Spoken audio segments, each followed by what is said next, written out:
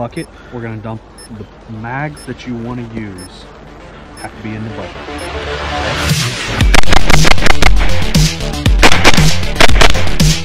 Moving left.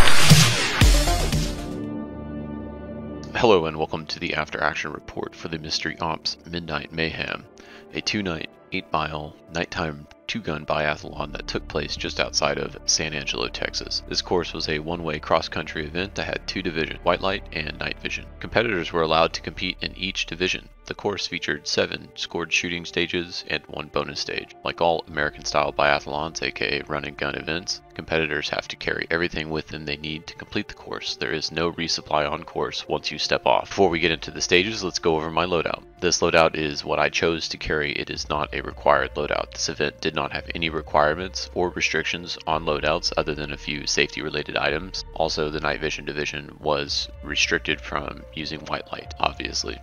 Starting off on my main line, I ended up running my Frankenstein plate carrier. The base carrier is a Ferro Concepts Slickster. Yes, I did run plates both nights. I've got an LBX placard up front for 3 rifle mags. The headlamp is a Streamlight Sidewinder that I like to strap to the actual plate carrier itself. I find this to be more comfortable when strapped to the plate carrier. It does flop around a bit when you run.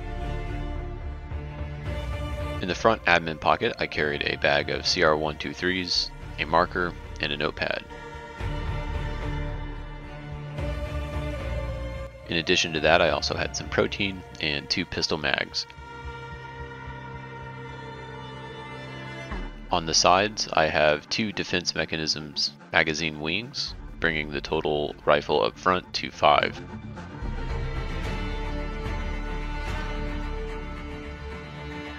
The side GP pouch held an additional 4 pistol mags for a total pistol round count of 153. On the other side is a padded pouch that I usually put my night vision in. Instead, I had my RX inserts in here just in case my contacts decided to become a problem, which I have experienced before.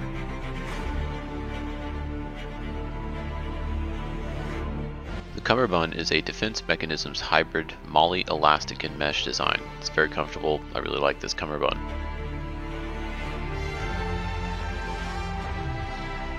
Don't forget to bring a tourniquet just in case.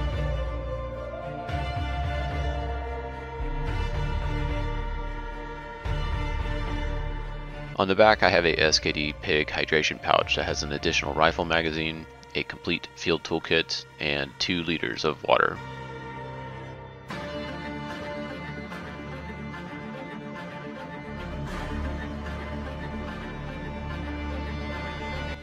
On my belt, I held an additional 2 pistol mags plus 1 in the gun, an IFAK with all of the appropriate items, my Glock 17 with an SRO and a TLR1, and another tourniquet. For my white light rifle setup, I used my standard competition rifles. The light on this rifle is a dual purpose Surefire Vampire light. These lights are good lights, but they really don't do either IR or white light very well. It is a compromise in both directions. For my dedicated night vision rifle, I used my 14.5 BCM. This is a mid-length enhanced lightweight barrel with a CTF2 and a BE Meyers Kiji. This is a very lightweight and capable setup. I particularly like the center aligned laser. It makes remembering my holds at extended distances much easier. It also has an EXPS3 on a Unity riser for passive aiming, which I did a bit of a combination of both active and passive aiming at this event, since I don't really get a ton of practice shooting at night. 0, actually. The helmet here is a Team Wendy bump helmet. I ran a single tube, a PVS-14 Gen 3 white phosphorus that has elbit XLSH tubes. The front of this device is protected with a focus hoplite. All of this is attached on a noise fighter arm and a Wilcox mount. The noise fighter arm though you do need to adjust, you gotta tighten it down, otherwise it'll start to sag. The retention cable off to the side here, along with my vampire light for my main rifle. This is a poor solution for not having IR capabilities on my pistol, but I did make it work. Moving on to the course, so I'm going to do something a little different for this AAR video. Most night vision footage that you find on the internet is shot under absolutely perfect conditions. Contrary to internet folklore, night vision really is not magic, nor does it give you superpowers. It does let you just see in the infrared spectrum, which is highly dependent on either ambient lighting or a big ol' IR spotlight in the sky, aka the moon. When the conditions are poor, like they were for this event, there was no moon out, then you have to bring your own IR source. Now, I have a budget NV recorder and it really struggles in the high contrast lights, so I'm going to skip the individual stage breakdowns and instead just talk about the event overall with some of the video that I did capture in the background. Alright, going long rifle.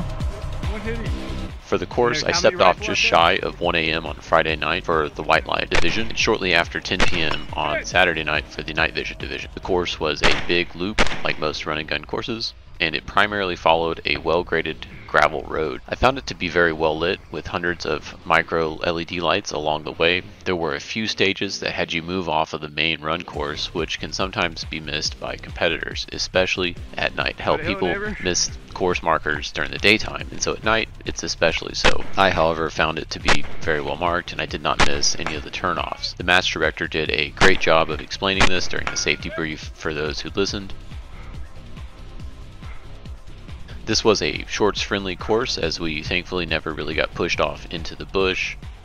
The night was very dark as there was no moon out, like I mentioned before.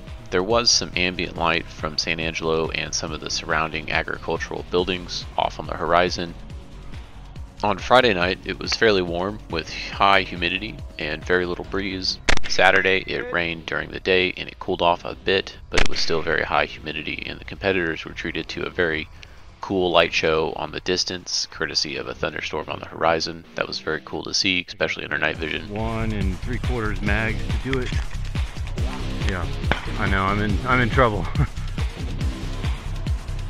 The lack of breeze on Friday night made the rifle portion of the course particularly challenging. After just a few shots, the smoke from a rifle would become basically a smoke screen, rendering magnified optics pretty much useless. I can't see fucking shit out of this thing. Similar situations on Saturday were pretty easily mitigated by simply just sidestepping left and right after a few shots.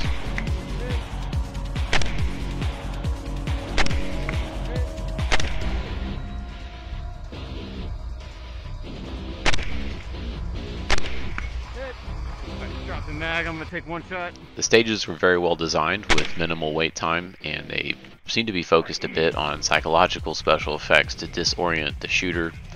Some of these effects included abrupt heavy metal music at full volume in a confined space.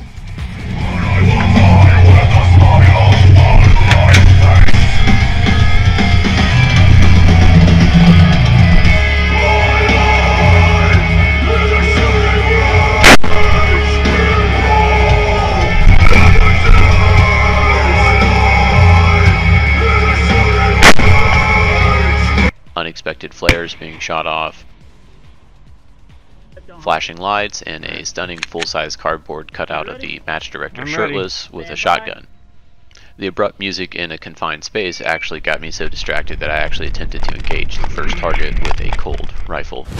Emotional, damn it! Stage 1 had the shooter shooting from a floating dock, and the ROs were having a pretty good time rocking it back and forth to really enhance the experience. Most of the stages incorporated both pistol and carbine targets.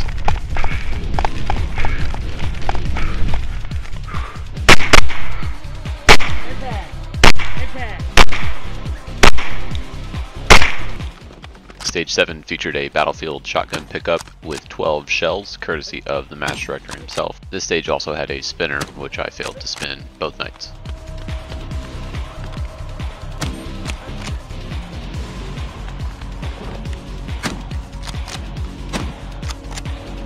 The final stage, Stage 8, was entirely a bonus stage and featured a ton of targets, 24 to be exact, of various sizes. It was an absolute barn burner of a stage. A special prize was awarded to the shooter who eliminated the most targets on this stage.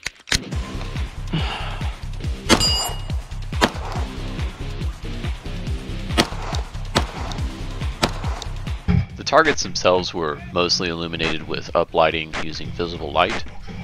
Some stages had just a few targets illuminated, with the remainder needing to be located by the shooter between the lit targets. The uplighting under nods was sort of a problem. The targets bloomed out pretty significantly, and since it was visible light, which removed the night vision user's ability to really discern what type of target it was or where the edges were. But ultimately it wasn't that much of a problem, since you still had a center mass that you could aim for to get your required hits.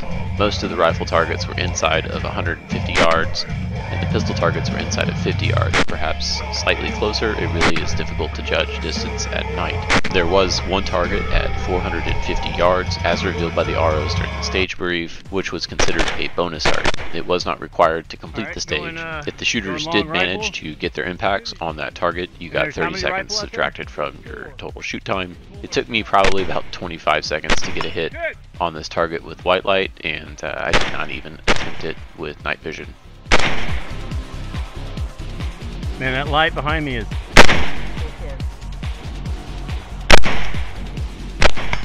The match director also utilized several flex targets. The shooter could engage these targets with either pistol or carbine, depending on their ammo supply or their strategy for the course. I really enjoy flex targets, and I think they should be used at more events.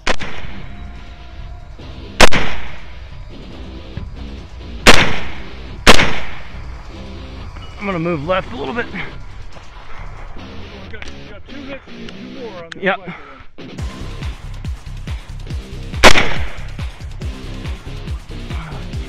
Smoke. Hit! Hit! Okay, Ground the rifle. clear the rifle. Alright, cleared.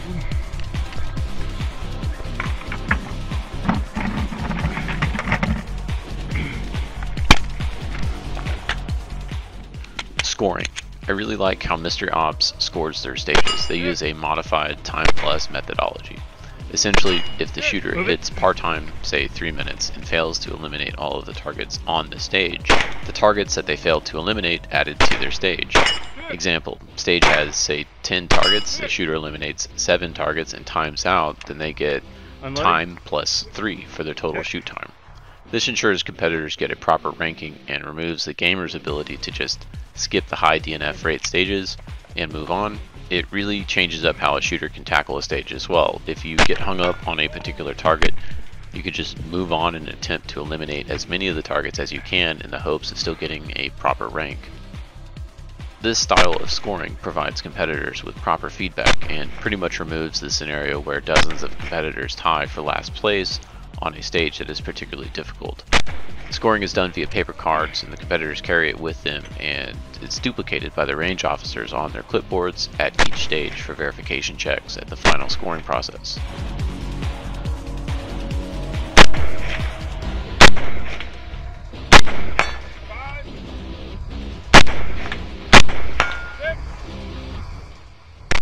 Is it 2 hits? Move it. Right here. Final thoughts here. This was an incredible event. It was very smooth, well run, and an outstanding value. Night events like these are both very rare and offer up very unique lessons and experience. Getting to run both nights with white light and night vision across 8 miles makes this among the most unique styles of shooting sports that you can find. Special thanks to all the range officers who make these events possible. Night events are especially difficult to pull off. Range officers are up for 2 nights back to back, and without them these events would not happen. Mystery Ops is a premier shooting events host, and you should check out their upcoming events. Check the link in the description for more information. As always, send this video to your friends. Peer pressure works. Get out there, run, lift, shoot.